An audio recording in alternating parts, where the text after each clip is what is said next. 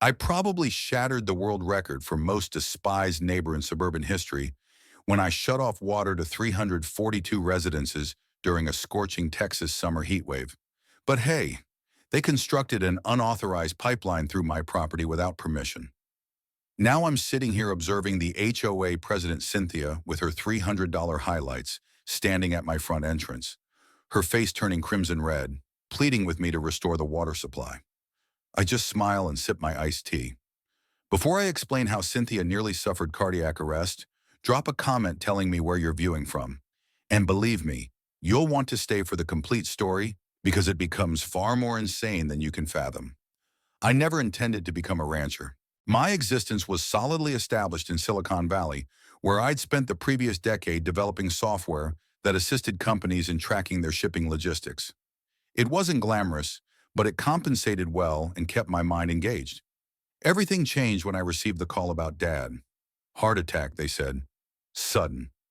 By the time I reached Texas, he was gone. The funeral was a haze of faces I barely recognized, and stories about a man I realized I hadn't spent nearly enough time with in his final years. As the only son, I inherited the Morgan family ranch, 15 acres of Texas countryside that had belonged to our family for 3 generations. It wasn't much by Texas standards, but it was ours. Dad had worked that land until his final day, and the calluses on his hands told the story of a man who believed honest work was its own reward. My mother, Peggy, insisted she could manage the ranch herself, but at 68, even her formidable spirit couldn't keep up with the physical demands. Eli, she said to me one evening as we sat on the porch watching the sunset paint the sky in shades of orange and purple. Your father always said this land would be waiting for you when you were ready to come home. I looked around at the rolling hills, the old oak trees, and the small creek that cut through the property. Something inside me shifted. Perhaps this was exactly what I needed, a change from the endless cycle of deadlines and digital interfaces. So I made the decision. I would take a sabbatical from my tech job and spend some time figuring out what to do with the ranch. Little did I know that decision would plunge me into a neighborhood war I never asked for. The trouble started exactly 2 weeks after I'd settled in. A pristine white envelope with an embossed logo appeared in our mailbox, an invitation to a neighborhood welcome gathering at the Clear Hollow Ridge Community Center. Clear Hollow Ridge was the upscale housing development that had sprung up adjacent to our property about 5 years ago. Dad had mentioned them in our phone calls, usually with a grunt of disapproval. Those city folks build their big houses and then complain about the smell of honest country, he'd said. I considered ignoring the invitation, but Mom thought it would be good for me to meet the neighbors. Your father was stubborn about them, she admitted. Maybe you can start fresh. With reluctance, I agreed to attend. I should have listened to my instincts. The Clear Hollow Ridge Community Center was a sleek, modern building with floor-to-ceiling windows and a view of their man-made lake, a small but elegant water feature that anchored the development. As I walked in wearing my nicest jeans and button-down shirt, I immediately felt underdressed among the cocktail attire and polished smiles. A tall woman with immaculately styled blonde hair and a smile that didn't quite reach her eyes approached me. You must be Eli Morgan, she said, extending a hand adorned with a diamond ring that caught the light. I'm Cynthia Lawton, president of the Clear Hollow Ridge Homeowners Association. We're so pleased you could join us. Her voice had the practiced warmth of someone who had mastered the art of seeming welcoming while sizing you up. Standing slightly behind her was an older man with silver hair and sharp eyes, who she introduced as Richard Coleman, the HOA vice president and a retired attorney. The pleasantries lasted exactly 7 minutes before Cynthia guided me to a quiet corner with a spectacular view of the grounds. Mr. Morgan, may I call you Eli? We were so sorry to hear about your father's passing. He was quite a character. The way she said character made it clear it wasn't a compliment. I'll get right to the point. Your family's ranch, while certainly quaint, has become something of a concern for our residents. She gestured vaguely toward the large homes visible beyond the trees that marked the boundary between our properties. Property values, you understand. We've had several complaints about the rustic appearance. Richard nodded gravely beside her. We'd like to make you an offer to purchase the land. Clear Hollow is looking to expand our recreational facilities, and your property would be perfect. She named a figure that was about 40% below market value, then smiled as if she'd just done me an enormous favor. I blinked slowly, taking a sip of my sparkling water to buy time. Ms. Lawton, Cynthia, please. Cynthia, I appreciate your interest, but I'm not looking to sell. The ranch has been in my family for generations, and I intend to keep it that way. Her smile tightened almost imperceptibly. I understand sentimentality, Eli. Truly I do. But be practical. You're a tech person, not a rancher. What are you going to do with all that land? The offer is quite generous considering the state of the property. I felt a flash of anger but kept my voice calm. Again, I appreciate your interest, but my answer is no. Now, if you'll excuse me, I should be getting home. My mother's expecting me. As I turned to leave, Cynthia placed a manicured hand on my arm. Think about it, Eli. Being neighbors can be easy or difficult. I'd hate for us to get off on the wrong foot. The threat was thinly veiled but unmistakable. As I drove home, I replayed the conversation in my head. What had Dad been dealing with all these years? When I told Mom about the encounter, she sighed heavily. They've been after your father to sell for years. Started friendly, got less so. Last summer, they sent him 15 separate violation notices for code infractions, even though we're not part of their jurisdiction. Your father kept everyone, said he might need them someday. She disappeared into his office and returned with a folder stuffed with official-looking letters, each detailing supposed violations from excessive foliage to unsightly equipment storage. I flipped through them, my jaw tightening. This is harassment, I muttered. Mom nodded. Your father wouldn't be pushed around. I guess now they think they'll have better luck with you. She looked at me with a mixture of worry and pride. What are you going to do? I closed the folder, my mind already turning over possibilities. First, I think I need to call an old friend. Sarah Martinez had been my classmate at UT Austin, and now she was one of the most respected real estate attorneys in the county.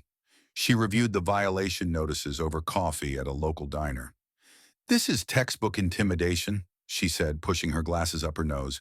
They have absolutely zero authority over your property. You're not within their HOA boundaries, not subject to their covenants. These notices are meaningless, legally speaking. She tapped the stack of papers. That said, don't underestimate HOAs. They can make life extremely unpleasant when they want to. She paused. What exactly do you want to do with the ranch, Eli? I took a moment before answering. Honestly, I'm not entirely sure yet. But I know I'm not selling to them at a lowball price just so they can build another golf course. Dad loved that land. It deserves better. Sarah nodded. Then let's make sure you're protected. Document everything, every interaction, every letter, and let's have your property surveyed again to establish clear boundaries. As we parted ways, Sarah squeezed my arm. And Eli, check your fences regularly. It's amazing how often property lines get misunderstood in these situations. I would soon learn just how prescient that advice was. The next few weeks passed relatively quietly. I fell into a rhythm of ranch work, fixing fences, clearing brush, learning the daily tasks that had occupied my father's life. It was physical, exhausting, and oddly satisfying. Then one Tuesday morning, while checking the southern fence line that bordered Clear Hollow, I noticed something that made me stop cold. A section of our property had been disturbed. Fresh dirt, recently moved. Following the trail, I discovered a new pipeline cutting across our land, buried just below the surface but visible where the dirt hadn't fully settled. It ran from the creek on our property straight toward Clear Hollow. I immediately called Sarah, who arrived within the hour along with a county surveyor.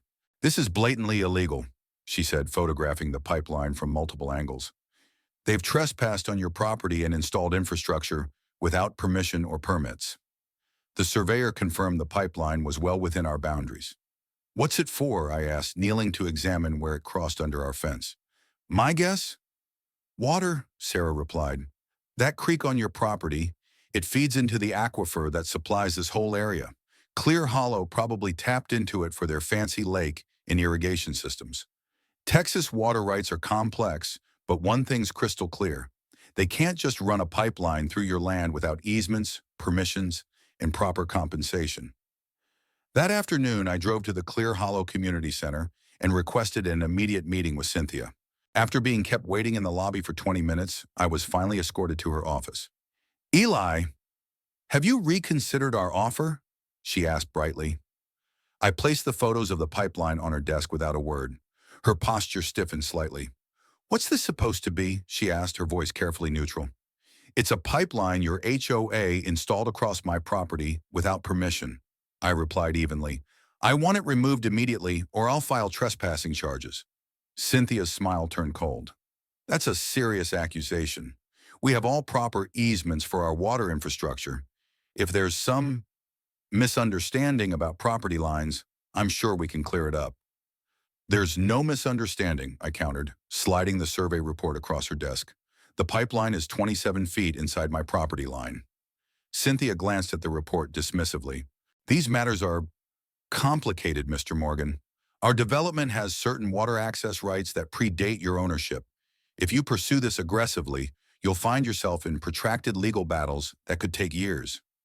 It was the second threat she'd made, this one more explicit. I stood up. You have 48 hours to provide proof of any easement or agreement, or I expect to see workers removing that pipeline. As I turned to leave, Cynthia called after me. You're making a mistake, Eli. Your father understood the way things work around here. Eventually, so will you. On my way out, a man caught up with me in the parking lot. Mr. Morgan, I'm Mike Hansen. I live in Clear Hollow. He glanced around nervously. I can't be seen talking to you, but you should know. They've been charging us extra HOA fees for a water system upgrade for the past year. $300 per quarter per household. They said it was for ensuring water independence for our community. He handed me a Clear Hollow newsletter detailing the special assessment. Many of us have been asking questions about where all that money's going. No one's getting straight answers. Before I could respond, he was walking away. I was never here, okay? Sarah's investigation revealed there was no record of any easement, agreement, or permit for the pipeline. Clear Hollow had simply taken what they wanted, counting on either my father's lack of awareness or inability to fight back. And now they were collecting significant fees from residents under potentially false pretenses. This isn't just about trespassing anymore, Sarah explained. If they're misrepresenting what those fees are for, that could be fraud. I leaned back in my chair, processing the information. So what's our next move? Sarah's expression was determined. Document everything. Set up cameras along your property line, and let's figure out exactly what they're taking from you, specifically how much water and what it's worth. Water rights in Texas are a big deal, Eli. If they're tapping your creek for their entire development, that could be extremely valuable. That night, as I explained what we had discovered to Mom, she shook her head sadly. Your father suspected something like this. Last summer, during the drought, he noticed the creek level was lower than it should have been. He was planning to look into it before he... Her voice trailed off. I took her hand. Don't worry, Mom. We're going to handle this. What I didn't say was how. I was beginning to formulate a plan that would teach Clear Hollow Ridge, and especially Cynthia Lawton, a lesson they wouldn't soon forget. The cameras were installed the next day, high-quality security cameras disguised as birdhouses along our property line. 3 days later, they captured footage of a team led by Brad Thompson, Clear Hollow's facilities manager, crossing onto our property at 2 a.m. They expanded the connection point at the creek, installing what appeared to be a larger pumping mechanism. The most damning moment came when Brad pulled out his phone and said clearly, "Yes, Ms. Lawton, we're upgrading it now. Should increase capacity by 30%. Direct evidence of Cynthia's involvement." I showed the footage to Sarah, who immediately filed for an injunction. "This is exactly what we needed," she said. Clear evidence of continued trespassing after explicit notification. But legal wheels turned slowly, and Cynthia had clearly moved to Plan B. While we waited for court dates, rumors began spreading through the community. Neighbors who had known my family for years started asking strange questions. "Is it true you're planning to start a Bitcoin mining operation?" asked Mrs. Finley at the grocery store. The local barber mentioned, "Word is you're selling to a commercial developer planning to build a waste processing plant."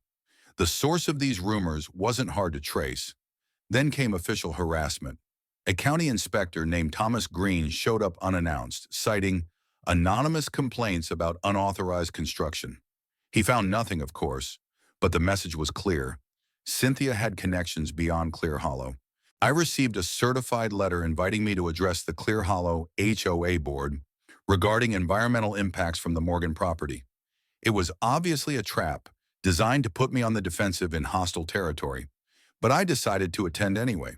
With Sarah by my side and a recording device in my pocket, the meeting was exactly the ambush we expected. Cynthia had packed the room with agitated homeowners and presented a slideshow of carefully selected photos of our ranch that made it look unkempt and dangerous.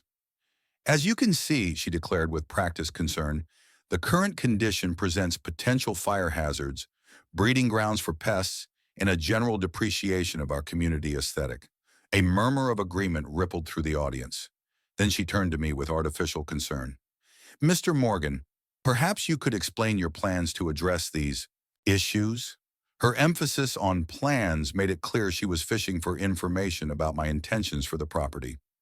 I stood up, feeling dozens of suspicious stares. Thank you for your concern, I began evenly. I'd be happy to discuss legitimate community issues. However, I'm more interested in addressing the illegal pipeline your HOA has installed on my property, the water you're taking without permission, and the $300 per quarter you're charging residents for what you're actually stealing. The room went deadly silent.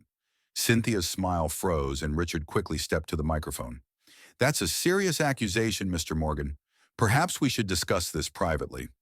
I have video evidence, I interrupted, of your facilities manager expanding the unauthorized pipeline 3 nights ago on a call explicitly confirming Miss Lawton's instructions. I'm happy to play it for everyone here. The murmuring took on a different tone as homeowners exchanged glances.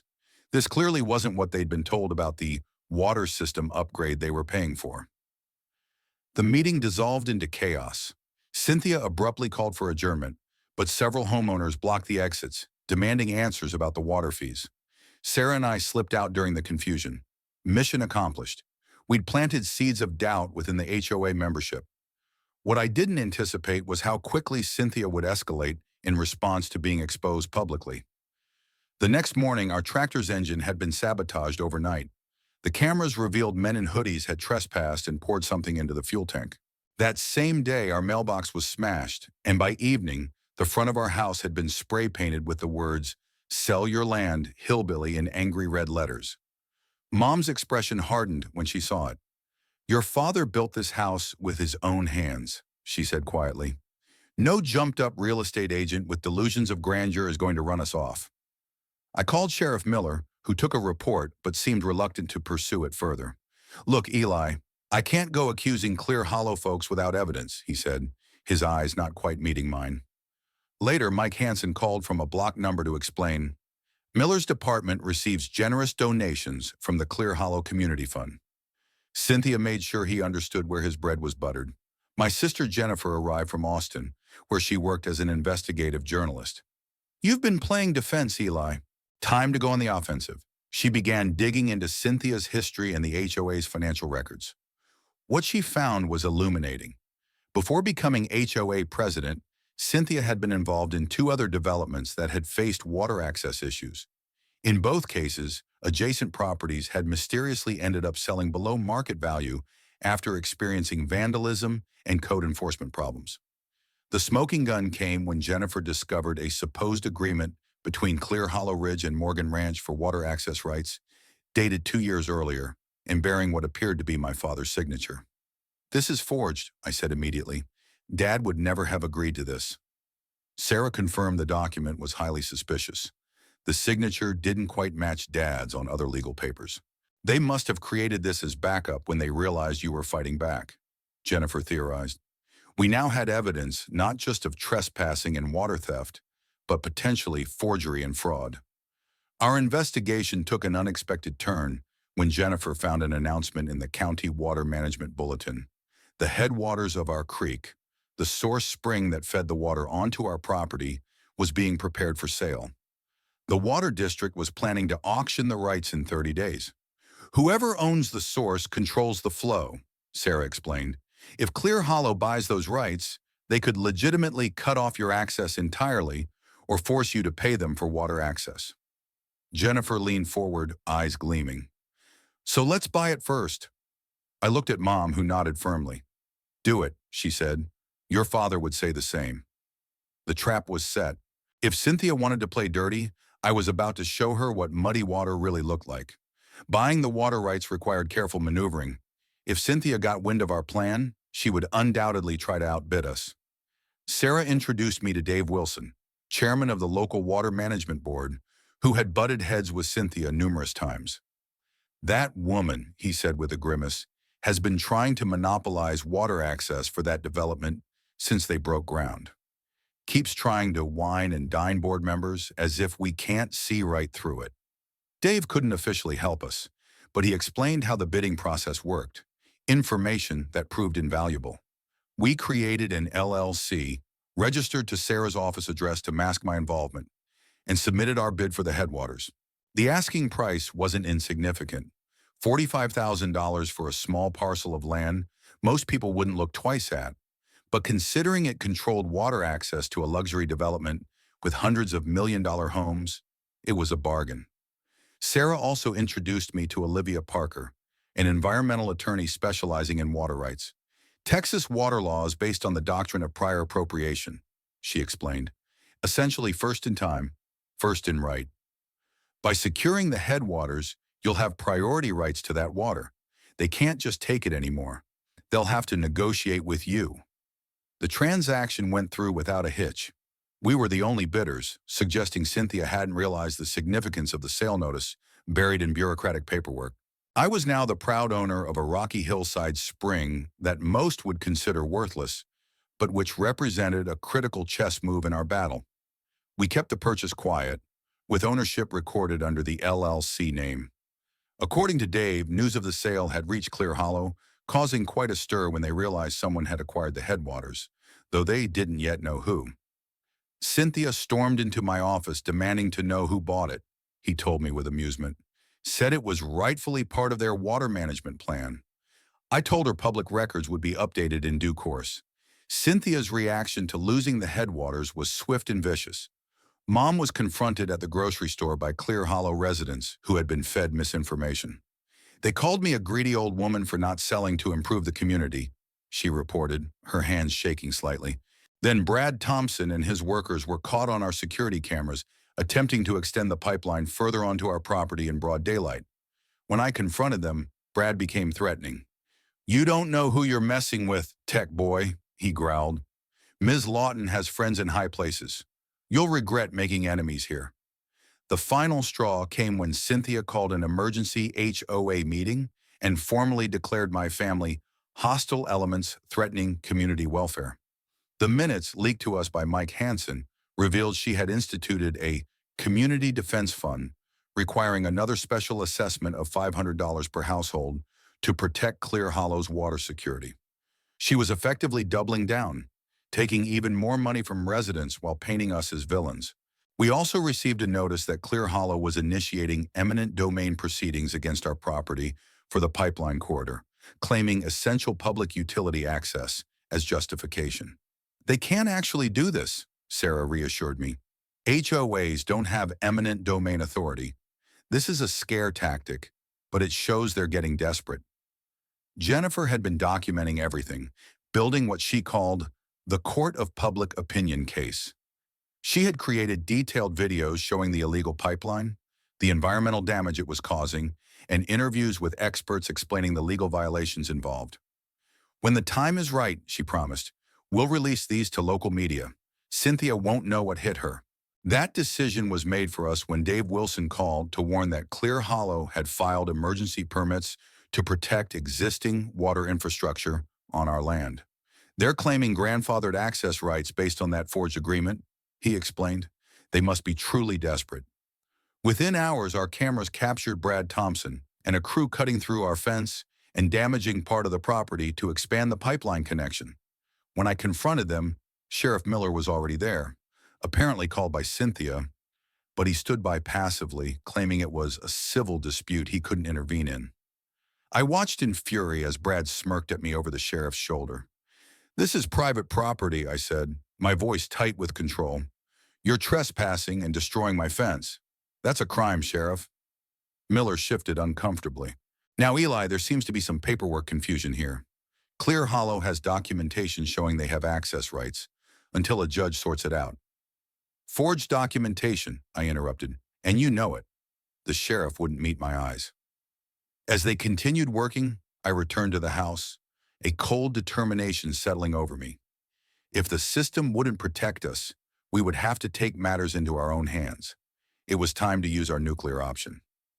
"We own the headwaters now," I reminded Sarah and Jennifer during our emergency strategy session. "What exactly can we legally do with that?" Olivia laid out our options. "As the owner of the source, you have priority water rights. You can regulate the flow as needed for reasonable management and conservation. You can't vindictively cut off water entirely, but you absolutely can install monitoring equipment, flow regulators, and conduct system maintenance that might temporarily restrict flow, particularly if you're concerned about unauthorized usage downstream causing environmental harm." I looked at Mom, who had been listening quietly. "What do you think?"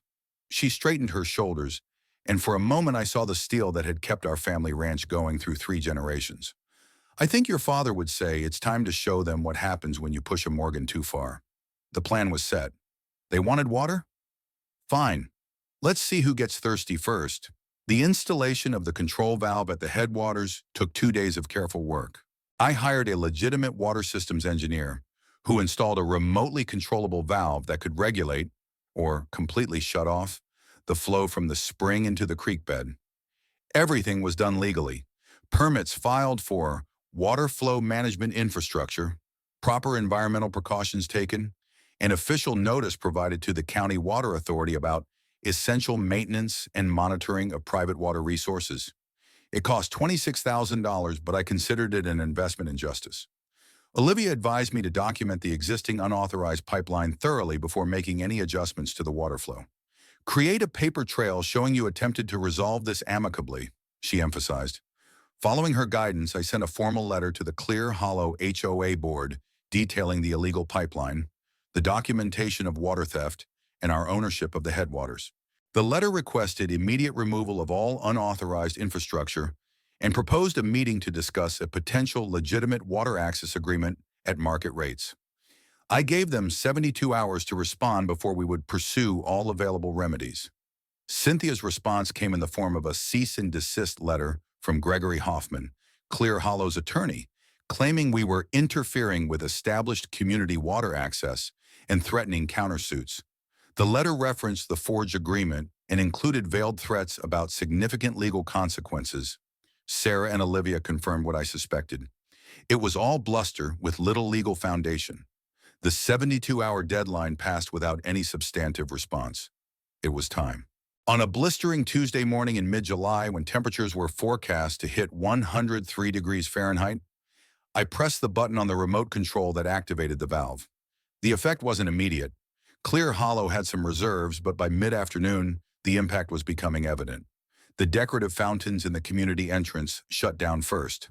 By evening, sprinkler systems stopped functioning, leaving meticulously manicured lawns vulnerable to the scorching heat. And by the following morning, water pressure in homes had dropped dramatically, with some houses losing water entirely. The community was in chaos. Local news vans began appearing outside Clear Hollow's gates by noon on the second day.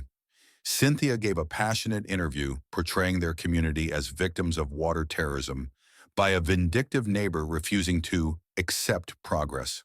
She carefully avoided mentioning the illegal pipeline or the fact that they'd been stealing water for years. "Families are suffering," she declared dramatically. "Children can't bathe. Elderly residents are at risk in this heat, all because one man wants to strong-arm our community." Her performance was compelling, and the initial coverage was largely sympathetic to Clear Hollow. Jennifer's counteroffensive launched that same evening.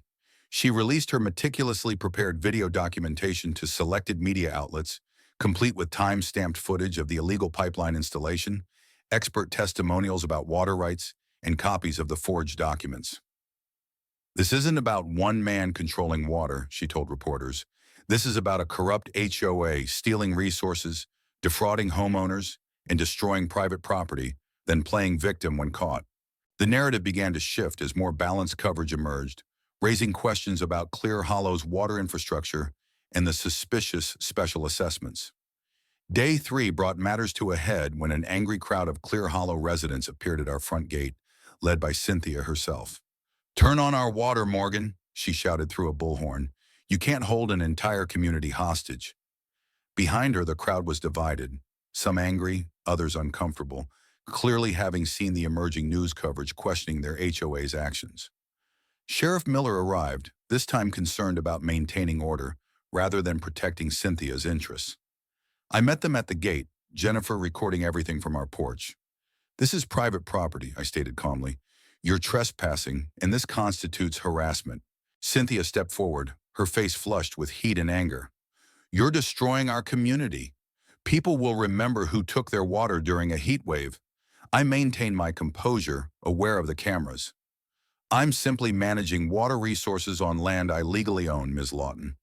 The same water your HOA has been stealing through an illegal pipeline you installed without permission. Have you told your neighbors they've been paying special assessments for stolen water? Or about the forged document with my dead father's signature you created?" A murmur ran through the crowd as neighbors exchanged glances. Mike Hansen stepped forward. "Is that true, Cynthia? Have we been paying for stolen water?" Others joined in with questions about the special assessments and the pipeline. The confrontation had backfired spectacularly. Instead of uniting the community against me, it had turned attention to Cynthia's actions. Sheriff Miller, reading the shifting mood, finally stepped up. "All right, folks. This is a civil matter that needs to be addressed properly through legal channels. Everyone needs to disperse before this becomes a public disturbance." As the crowd broke up, Miller approached me privately. "The mayor's office called. They want to meet with both parties tomorrow to resolve this situation. 9 a.m. at City Hall." That evening, Richard Coleman called me unexpectedly. "Morgan, this has gone far enough. You've made your point." His voice lacked its usual confidence. "Turn the water back on as a show of good faith, and we can negotiate a reasonable settlement." I wasn't buying it. The time for reasonable negotiations was before you installed an illegal pipeline, forged documents, and vandalized my property. "I'll see you at City Hall tomorrow." After hanging up, I consulted with Sarah and Olivia about our negotiating position. As a gesture of minimal good faith, I remotely opened the valve to allow 6 hours of water flow overnight, enough for residents to fill bathtubs and containers. It wasn't generosity, it was strategy. I wanted to demonstrate clearly that I controlled the situation completely. The next morning, Jennifer showed me the online reaction to her videos. They had gone viral overnight, with thousands sharing the footage of the illegal pipeline and Cynthia's confrontation at our gate. Public opinion had shifted dramatically in our favor. Armed with public support, legal standing, and the literal power to turn the tap on or off, we headed to City Hall for what promised to be the most important negotiation of my unexpected new career as a rancher and water rights defender. City Hall was an impressive limestone building in the center of town. Mayor Robert Hayes, a silver-haired political veteran, had arranged for us to meet in the council chambers, a formal setting that underscored the seriousness of the situation. His assistant, Andrea Wells, escorted us to our seats on one side of a large oak table. Moments later, Cynthia arrived with Richard Coleman and Gregory Hoffman, Clear Hollow's attorney. Mayor Hayes took his position at the head of the table, flanked by 2 city attorneys and Dave Wilson from the Water Management Board. "Let's get straight to the point," Mayor Hayes began, his deep voice filling the chamber.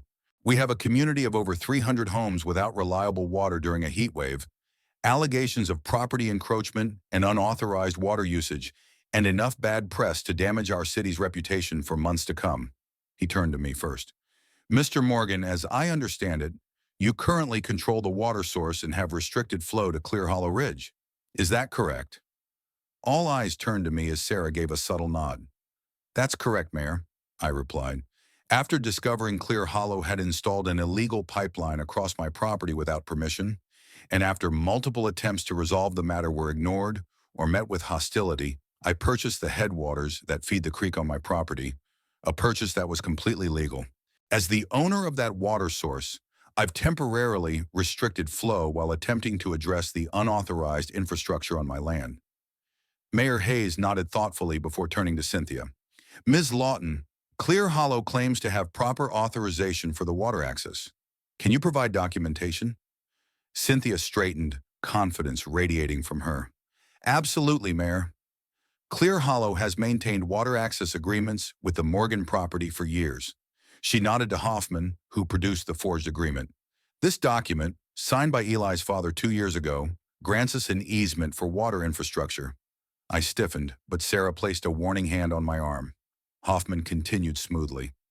Additionally, the water in question serves over 300 families, making this a public utility matter. Mr. Morgan's actions constitute an improper interruption of essential services. Mayor Hayes examined the document carefully before passing it to his legal team. What about these allegations of property damage and harassment mentioned in Mr. Morgan's documentation?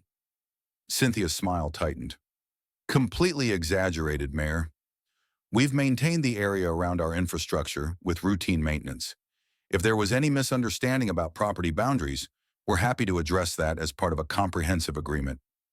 The bold-faced lie made my blood boil, but years of tech negotiations had taught me to keep my emotions in check. Sarah took the lead, her voice calm but authoritative. Mayor Hayes, we have video evidence of Clear Hollow workers trespassing on the Morgan property as recently as last week, cutting fences and expanding the unauthorized pipeline. We also have documentation of systematic harassment, including property vandalism. The meeting continued in this vein for nearly an hour. Just as it seemed we were at an impasse, the chamber doors opened and Lisa Thompson entered. I apologize for interrupting, Mayor, but as a Clear Hollow resident, I believe my neighbors and I have a right to be represented in these discussions. Behind her stood at least a dozen other residents. We've collected signatures from 120 households demanding financial transparency from our HOA board regarding the water access fees we've been paying and calling for an independent investigation into Ms. Lawton's management.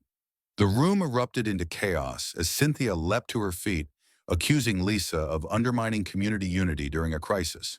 Richard attempted to intercede, suggesting the residents didn't understand the complex legal considerations. Mayor Hayes finally restored order by banging his gavel repeatedly. Enough! Ms. Thompson, while I appreciate citizen involvement, this meeting was arranged to negotiate an immediate resolution to the water crisis. Your concerns about HOA management represent a separate issue. Lisa stood her ground. With respect, Mayor, they are directly connected. We've been paying hundreds of dollars in special assessments for water infrastructure that apparently involves stealing from a neighboring property.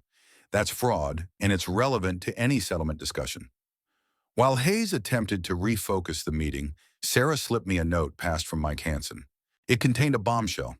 Financial records showing Cynthia had diverted over $200,000 from the HOA's water infrastructure fund over 3 years, using it for personal home renovations and luxury vacations. This wasn't just mismanagement or theft of water, it was outright embezzlement. I passed the note to Sarah, who immediately requested a brief recess, which Hayes granted. During the recess, our team huddled with Mike and Lisa in a side chamber. I work in accounting, Mike explained in a hushed voice. After your confrontation at the HOA meeting, I started digging into our financial records. What I found is just the tip of the iceberg. She's been skimming from every special assessment for years, Lisa added. And Brad Thompson came to me last night, terrified. He admitted Cynthia ordered him to forge your father's signature on that water agreement. Sarah's expression was one of barely contained excitement. This changes everything. We need to get Brad's testimony on record. When the meeting reconvened, Sarah calmly presented the new evidence, requesting that the police department open an investigation into potential fraud and forgery. Cynthia's composure finally cracked completely. This is absurd. A desperate smear campaign by a vindictive neighbor and disgruntled residents? Richard, say something. But Richard Coleman was suddenly very interested in the papers before him, avoiding her gaze entirely. Mayor Hayes instructed his staff to contact the district attorney's office immediately. Given these serious allegations, I believe we need to adjust our approach to this negotiation. He turned to me. Mr. Morgan, regardless of these new developments, we still have a community facing a water crisis. What terms would you accept for restoring full water access in the immediate term? I had thought carefully about this moment. Three conditions, Mayor. First, immediate removal of all unauthorized infrastructure from my property, supervised by county officials. Second, a proper water access agreement negotiated in good faith with fair market compensation for both past usage and future access. Third, a public apology for the harassment and vandalism my family has endured. Hayes looked to Hoffman, who had been whispering urgently with Richard. Speaking for the HOA board, Richard finally said, distancing himself from Cynthia, we can agree to those terms in principle, pending review of specific details.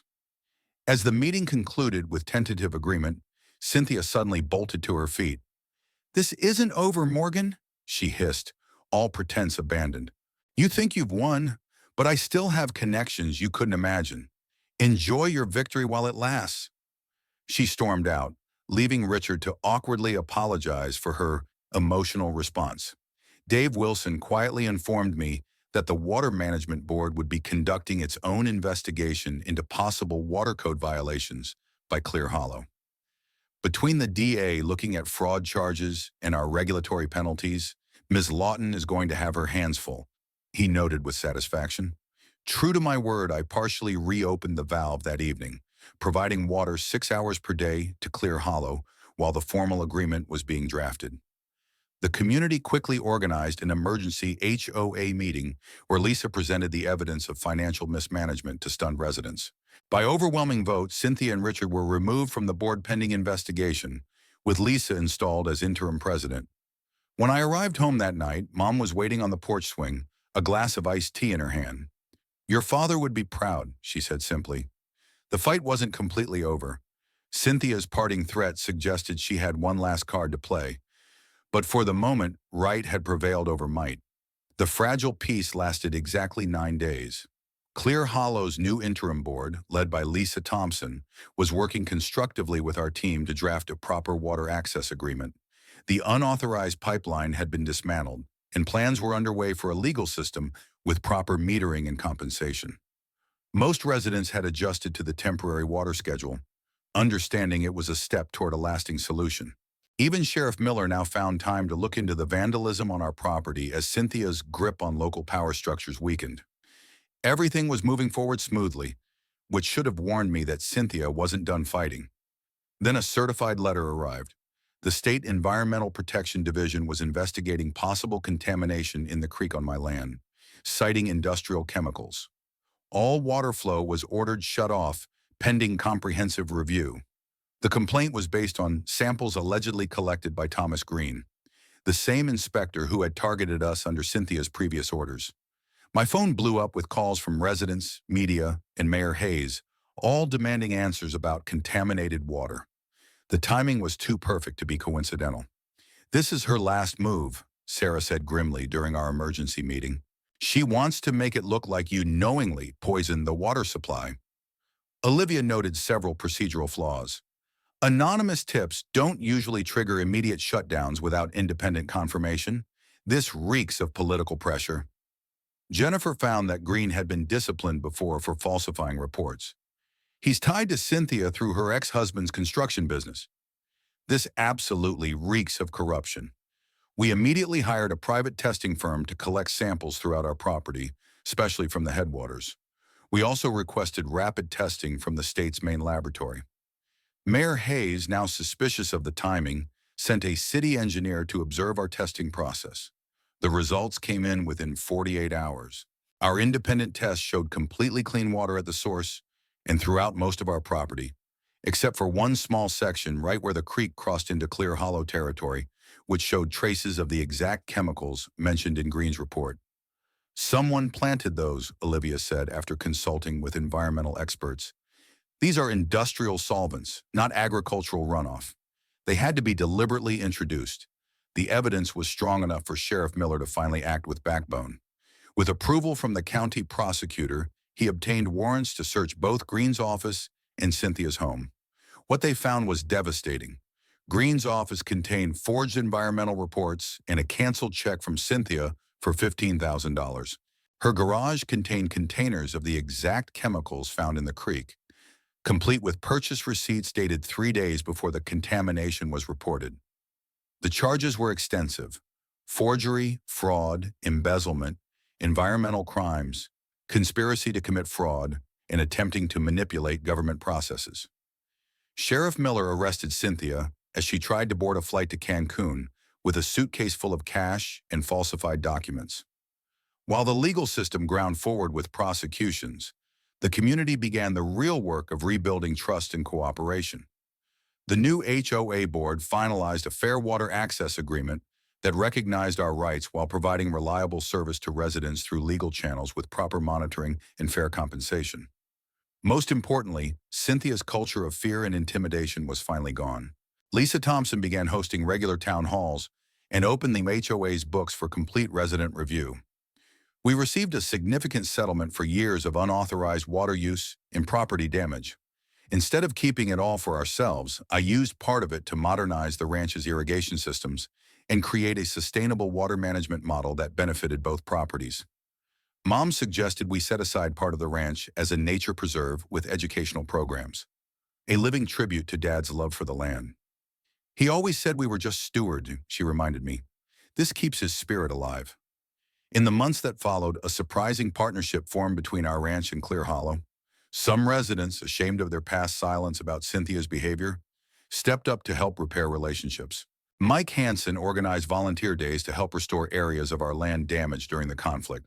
Jennifer's documentation became the foundation for an award-winning investigative series on HOA abuse and water rights conflicts.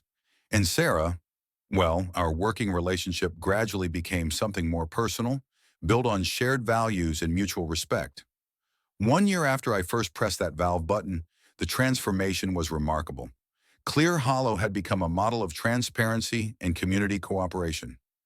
Our ranch was thriving with eco-friendly upgrades funded by the settlement.